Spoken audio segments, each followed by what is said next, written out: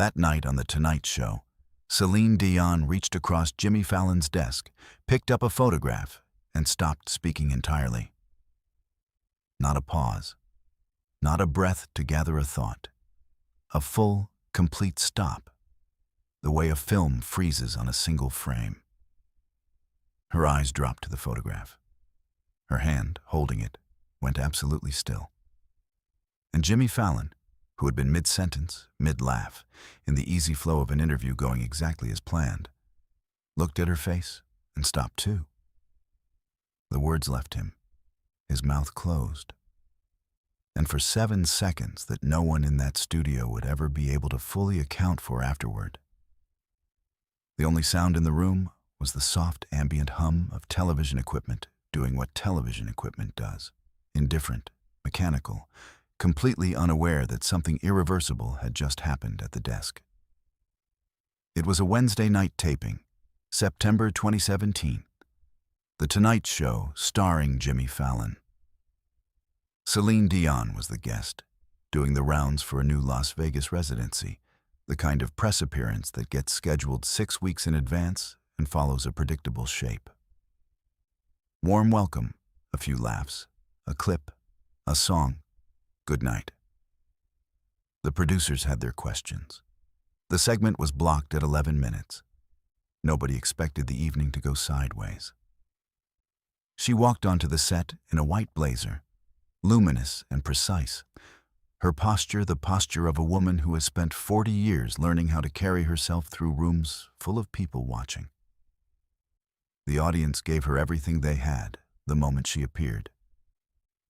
She thanked them with a smile that reached all the way to the back of the house. The interview began. Jimmy was easy and warm, the way he always is with guests he genuinely admires. They talked about Las Vegas. They talked about the scale of the residency, the number of shows, what it felt like to perform in the same room night after night, until the room became yours. Celine was gracious and funny, and completely present. The segment producer in the control room was watching the clock with the relaxed attention of someone who expects nothing to go wrong. Then Jimmy reached under his desk and produced a small wooden box. He said, and this was improvised, not on the rundown. A spontaneous impulse from a host who had done his research, that his team had found something in the show's archives, something from the very first time Celine Dion had appeared on American late-night television. He said he thought she might want to see it. He opened the box. Inside was a photograph. He slid it across the desk toward her. Celine Dion reached out, picked it up, and stopped speaking entirely. To understand what happened next, you need to understand what happened in 1982. Celine Dion wasn't always Celine Dion. Global icon and the voice of a generation. In the summer of 1982, she was 13 years old, the 14th child of a family from Charlemagne, Quebec, a small town 40 kilometers east of Montreal, where her father played accordion and her mother sewed costumes for the children's performances in the living room. She had been performing since she could walk. She had never performed outside Quebec. She had never been on a stage larger than a church hall or a regional television studio. And she had never, not once in her 13 years, stood in front of a crowd that did not already know her name from the neighborhood. That summer, her manager René Angelil, who would later become her husband, was trying to get her properly noticed by the right people, in the right rooms. He had mortgaged his house to finance her first album. He believed in her with the specific, irrational conviction of a man who has heard something undeniable and cannot rest until the rest of the world hears it too. He arranged for her to audition informally at a small recording studio in Montreal.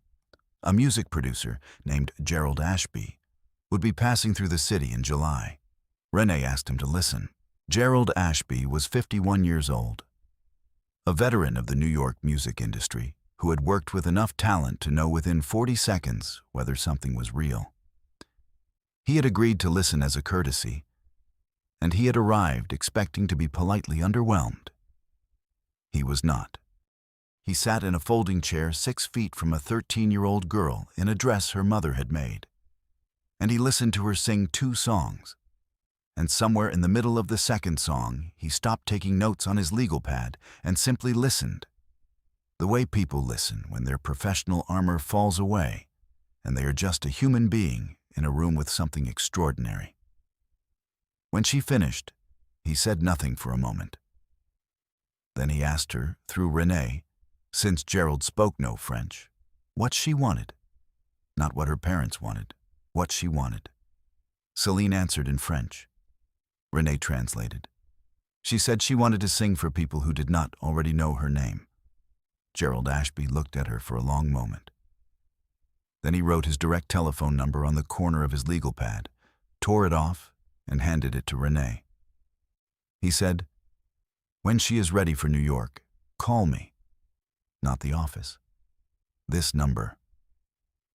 Renee folded the paper and put it in his breast pocket.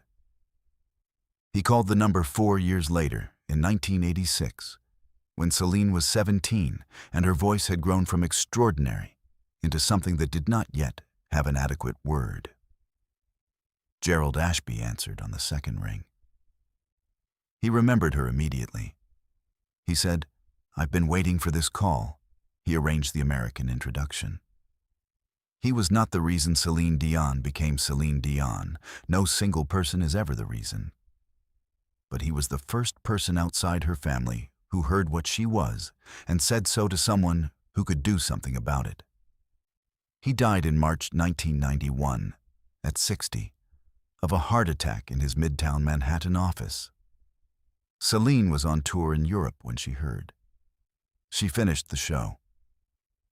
She said years later, without naming him, that the kind of person who believes in you before you are famous would never want their death to interrupt a performance. She had kept one thing from their connection, not a letter, not a recording, a photograph taken by a studio assistant on the day of the Montreal audition in July 1982. Celine at 13, in her mother's dress, standing next to Gerald Ashby, who was smiling with the slightly dazed expression of a man who has just heard something he wasn't prepared for. Renee had sent him a copy. Gerald had kept it on his desk at the New York office for 9 years until he died. When his family cleared his desk, his daughter found the photograph. She had not known who the girl was. She kept it because her father had kept it deliberately, framed, not filed, and she could not throw away something he had chosen to display. She had kept it for 26 years. In the spring of 2017, Gerald Ashby's daughter, a woman named Patricia, now in her late 50s, living in Connecticut, had seen a segment about Celine Dion's Las Vegas residency. She had gone to the closet shelf where her father's photograph lived, taken it down, looked at the girl in it, and understood for the first time exactly who she was looking at. She wrote a letter to Celine's management. She included the photograph. Celine had received the letter in June. She had not called Patricia yet. She was still sitting with the weight of it. The way you sit with something that arrives after 30 years and rearranges everything quietly. 3 months later, she was booked on The Tonight Show. She did not know about the box under Jimmy's desk. She did not know that Patricia had contacted the show's producers and offered the original framed photograph, hoping someone would find the right moment to give it back. She did not know that the right moment was 11 minutes into a Wednesday night taping in September 2017. Behind the scenes, Celine Dion's team had made a decision that the show's producers had agreed to honor completely. When Patricia Ashby had reached out to The Tonight Show, she had asked only one thing: that the photograph be given to Celine in person, without warning, so that whatever happened was real. No preparation, no briefing, no chance for Celine to compose a public response before having a private one. The producers had agreed. They had kept it from Celine's team entirely, which required a specific kind of trust on both sides. Jimmy had been told 30 minutes before the taping. He had held the wooden box in the green room for a moment before setting it under his desk, and he had not entirely known what to do with the feeling of holding it. Patricia Ashby was in the audience that night. Fourth row. She had driven from Connecticut that afternoon. She was 61 years old, and she had her father's eyes, and she had been carrying a version of this moment in her chest since the spring. She was the only person in the room who knew what was in the box. But this is the moment no one in the studio and no one watching at home ever saw coming. Celine looked at the photograph for 7 seconds without speaking. Then her hand began to tremble. Slightly, barely visible. But the camera was on her hands, and the tremor was real.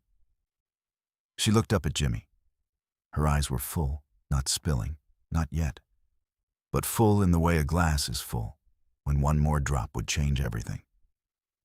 She said, her voice barely above a whisper, "Where did you get this?"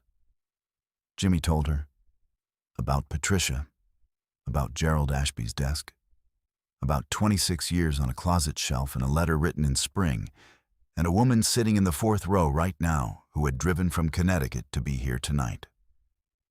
Celine Dion turned slowly in her chair. She found the fourth row. She found Patricia Ashby, who was sitting very still with her hands folded in her lap, her father's daughter, watching. Celine looked at her for a long moment across the distance of that studio. Then she pressed both hands flat against her chest, over her heart, and held them there.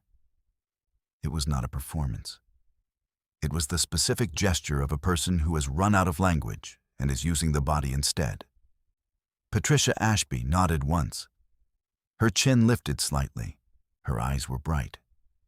Jimmy Fallon was not speaking.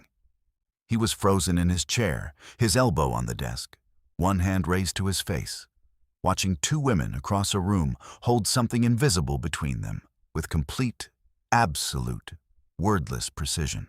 His eyes were wet. He was not going to comment on that. He was not going to address the audience or make a transition or signal the band. He was simply going to stay very still and let the moment be the size it actually was. Celine turned back to the photograph.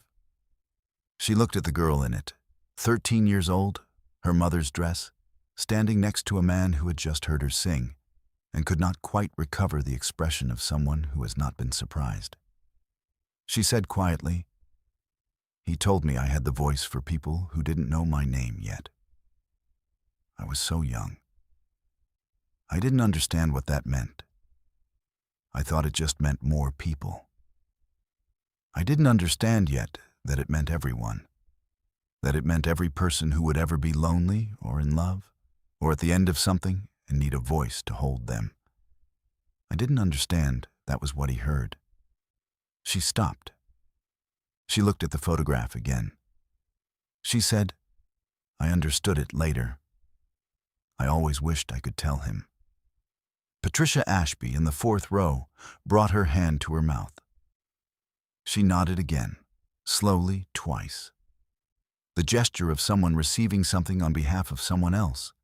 A message passed across time, delivered to the nearest available hand. The studio was entirely still. 300 people were each, separately, trying not to make a sound. Celine Dion stood up, not toward the wings, toward the audience. She walked down the 3 steps from the platform and up the aisle to the fourth row. And she took Patricia Ashby's face in both hands and kissed her on the forehead, the way you kiss someone who has given you something you did not know you needed and cannot explain what it cost them. Patricia put her hands over Celine's hands and held them there. Jimmy Fallon stood at his desk with both palms flat on the surface, leaning forward slightly, watching. He opened his mouth twice and closed it again. The third time it opened, what came out was not a word. It was just a breath. A long, slow breath, released quietly, the way a person breathes when they have been holding something in without knowing it. The band did not play. Nobody asked them to.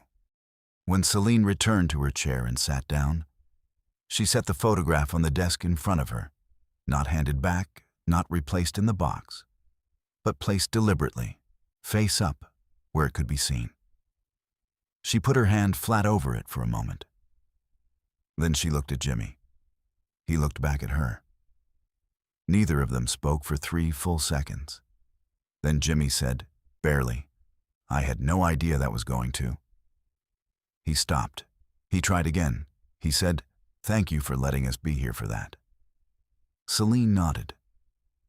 She picked up the photograph one more time. She looked at the girl in the mother's dress. She said she had no idea what was coming, not any of it. She was just singing. Patricia Ashby returned to Connecticut the following morning. Celine called her 3 days later, and they spoke for nearly 2 hours. The first real conversation of their lives. The conversation that had been waiting since 1991. Patricia told her things about her father that no interview had ever captured. The way he talked about music at the dinner table. The names he mentioned when he thought he'd heard something real. The fact that for 9 years, he had kept a framed photograph of a 13-year-old girl from Charlemagne on his desk and called her simply the one who didn't know yet. The photograph now travels with Celine. Not framed, not displayed. In a case with her personal items, with the other things she keeps close. The things that fix nothing and explain nothing and matter completely. Gerald Ashby never became famous. He spent his career hearing greatness before the world did and opening the first door and stepping back. His daughter has his eyes and his instinct and the particular grace of someone raised by a person who understood that believing in something before it is proven is not optimism. It is just good listening.